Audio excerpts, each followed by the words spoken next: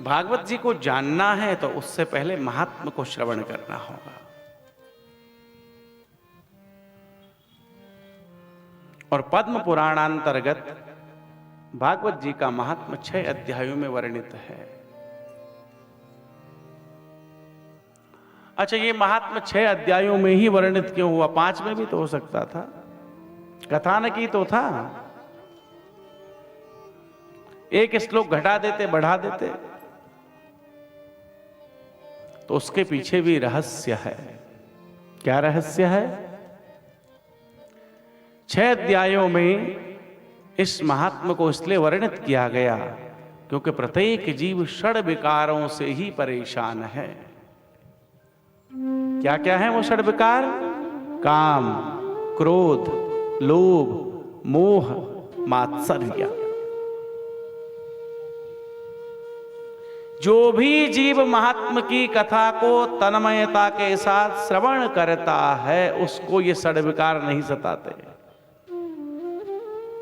प्रेम से बोलो राधे राधे।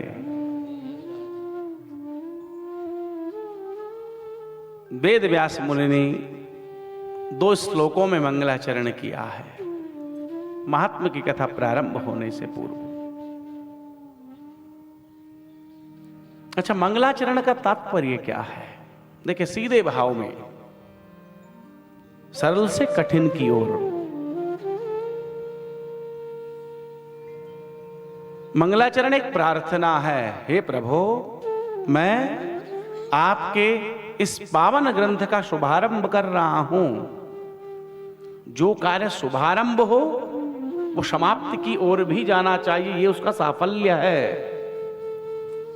इसलिए आपके चरणों में प्रार्थना है, विनती है, आप जो है इस कार्य को, इस प्रारंभिक अवस्था को समाप्ति अवस्था में लय कीजिए। इसलिए मंगलाचरण।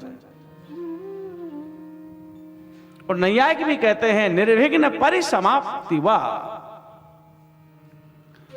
जो कार्य प्रारंभ हो गया वह निर्विघ्नता पूर्वक पूर्ण हो जाए। अच्छा, काम तो हम बहुत सारे महाराज शुरू कर देते हैं जीवन में, लेकिन कोई 1 महीने में टूटता, कोई 2 में, कोई 3 में, कोई 4 में पूर्णता की ओर जा ही नहीं पाता है। क्यों? क्योंकि समर्पण नहीं होता, प्रार्थना नहीं होती है। इसलिए प्रत्येक कार्य से पूर्व मंगलाचरण।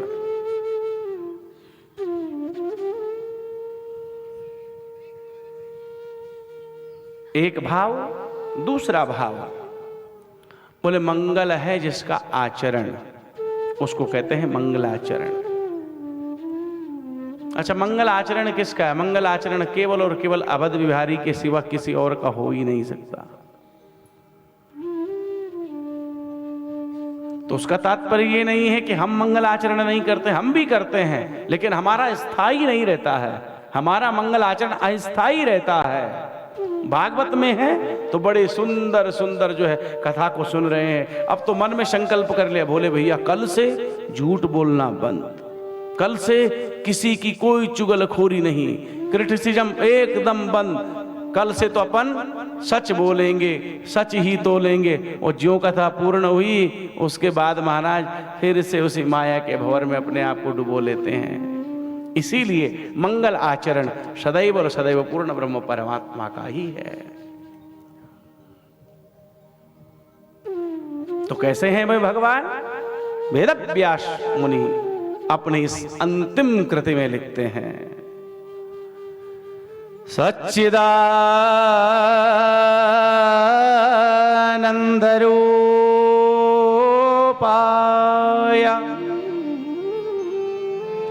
विश्वोत्पत्त्या दिहे तवे ऋतापत्रय विनाशाय श्रीकृष्णाय वयं नुमः। तापत्रय विनाशाय श्रीकृष्णाय वयं नुमः।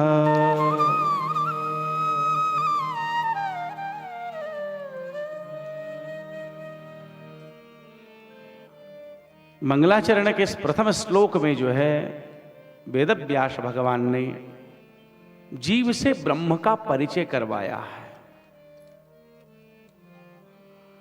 अच्छा देखिए, परिचय जो है करवाने में सरलता वहां है जहां व्यक्ति का एक ही नाम हो। वह अमुक व्यक्ति है, क्या आपका नाम? राजेश्वरानंद। अमुक व्यक्ति है, क्या आपका नाम? अंबिका प्रसाद। अमुक व्यक्ति है, क्या आपका नाम? राजेश। अमुक व्यक्ति है, क्या आपका नाम? चंद्र किशोर। अमुक व्यक्ति है, क्या आपका नाम? संजीव नौटियाल। अमुक व्यक्ति है, क्या आपका नाम? देवी प्रसाद। तो जिसका एक ही नाम है उसके परिचय कराने में बड़ी सरलता है।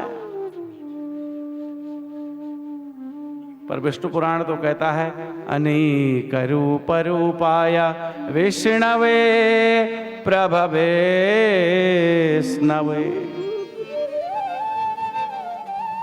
जिसके अनेक रूप है, अनेक रंग है, अनेक नाम है महाराज, पर अनेक रूप, अनेक नाम, अनेक लीला, अनेक धाम का एक परमानेंट नाम है। क्या है वो? सच्चिदानंद रूपाय। कैसे हैं भगवान? यहां भगवान के 3 नामों के बारे में बताया है। सत, चित, आनंद। 3 संधि हुई है, सत घन, चित घन, आनंद घन। वे भगवान कैसे हैं? सच्चिदानंद हैं।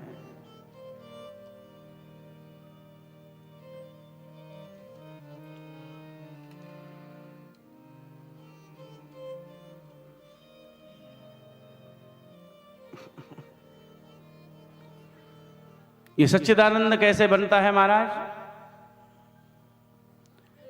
तो असभुवी धातु में सत प्रत्यय करने पर सत शब्द निष्पन्न होता है। असभुवी धातु में सत प्रत्यय करने पर सत शब्द निष्पन्न होता है, जिसका अर्थ होता है अविनाशी। और सरल भाषा में कहूं तो जिसका अर्थ होता है सत्य।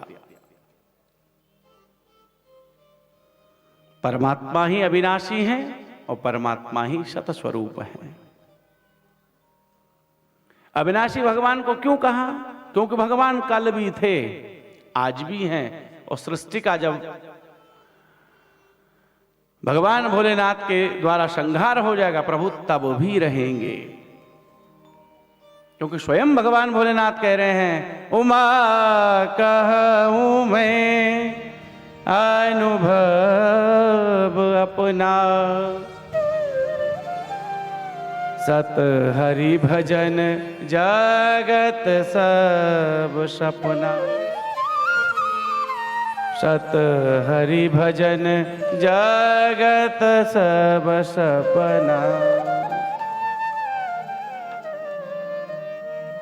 तो भगवान ही सत स्वरूप हैं, आप हम सब नहीं।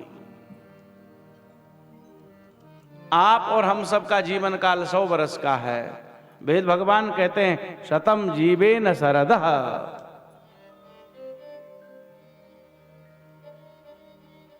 बोले हे जीव, तुझे 100 वर्ष जीना है, पर 100 वर्ष में यदि व्यक्ति को जो है विषय की आदत पड़ जाए तो जिएगा?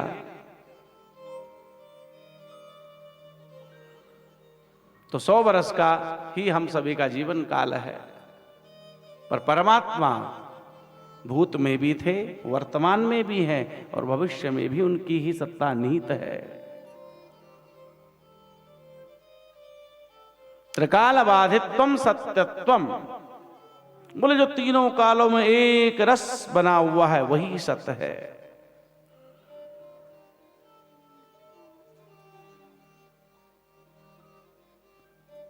दूसरा रूप क्या है? भगवान चित स्वरूप हैं। चित का मतलब क्या है? चित का मतलब है ज्ञान। भगवान ज्ञान स्वरूप है। चित का मतलब है चेतना। भगवान सर्व रूप से चैतन्य स्वरूप है। और देखिए भगवान की वो चैतन्यता जब शरीर के अंदर में रहती है ना, तो तभी शरीर के नेत्र खुलते हैं, कान सुनते हैं, नासिका सूंघ पाती है, हाथ उड़ता है, हाथ चलता है, कदम आगे और पीछे होते हैं महाराज। और जिस दिन वो चेतनता शरीर में से जाती है महाराज, उस दिन जितनी भी इंद्रियां शरीर में हैं, 5 ज्ञान इंद्रियां, 5 कर्म इंद्रियां, सब जो है अपना ज्ञान भूल जाती है।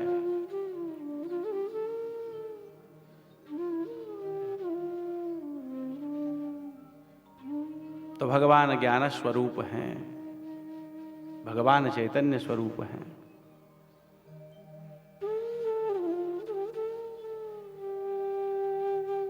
अच्छा देखिए, ज्ञान तो आपके पास भी हमारे पास भी है, लेकिन आपका और हमारा जो ज्ञान है वो केवल सांसारिक ज्ञान है।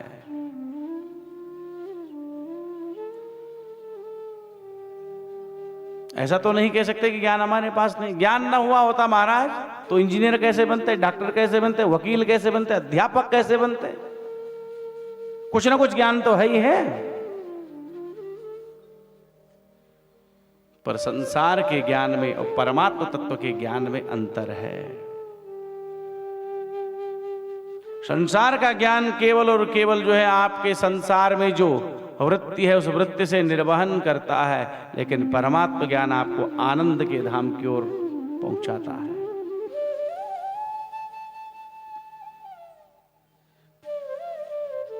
तीसरे भगवान आनंद स्वरूप हैं। अच्छा, संसार में कोई भी प्राणी ऐसा नहीं है जो आनंद को ना चाहे। हर एक व्यक्ति चाहता है जीवन चकाचक हो जाए, जीवन आनंदमय हो जाए। नास्तिक से नास्तिक व्यक्ति भी ये कहता है महाराज भैया हमको भगवान भगवान कुछ नहीं चाहिए, लेकिन आनंद तो मिलना ही चाहिए।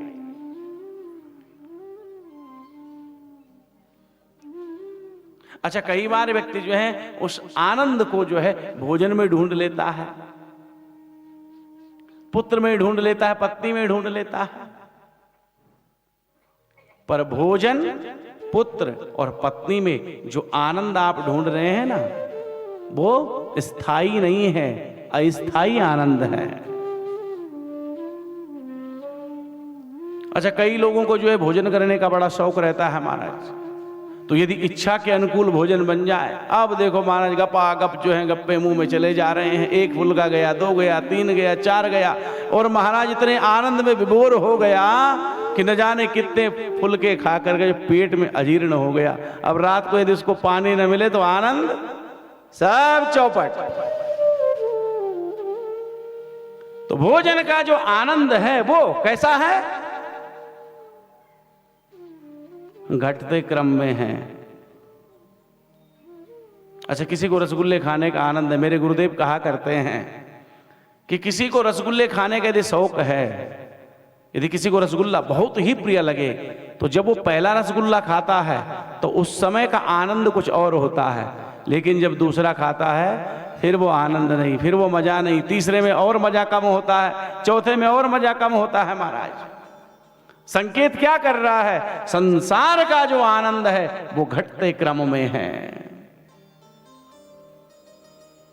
पर परमात्मा तत्व का जो आनंद है, देव ऋषि नारद वक्त सूत्र में कह रहे हैं प्रतिक्षणम वर्धमानम। बोले ये वो आनंद है जो प्रत्येक क्षण बढ़ता है, जो प्रत्येक क्षण वृद्धि को प्राप्त हो रहा है। तो संसार का आनंद घटते क्रम में है और परमात्मा का आनंद बढ़ते क्रम में है। अच्छा, इसी आनंद को पुत्र में देख लो। हमारे घरों में जब पुत्र का जन्म होता है, फिर देखो क्या सहनाइयां बजती है, लड्डू बांट देते हैं लोग, बर्फी मिष्ठान आदि जो है मोहल्ले में, रिश्तेदारों में जो है वितरित करने लगते हैं। और यूपी की ओर जाए महाराज तो वहां तो धमाके भी होते हैं। क्यों धमाके हो रहे हैं? बोले पुत्र का, छोरे का जन्म हुआ है। तो पुत्र के जन्म पर इतना आनंद है कि बड़े प्रसन्नता में व्यक्ति है, पर वही बेटा बड़े होकर के जब कोई गलत काम कर बैठे, कोई गड़बड़ घोटाला कर दे महाराज, तो फिर बाप ही कहता है बोले तुझसे तो मैं बिना बेटे का अच्छा था, नालायक मेरी नाक कटवा दे। तो पुत्र का आनंद भी स्थायी नहीं है।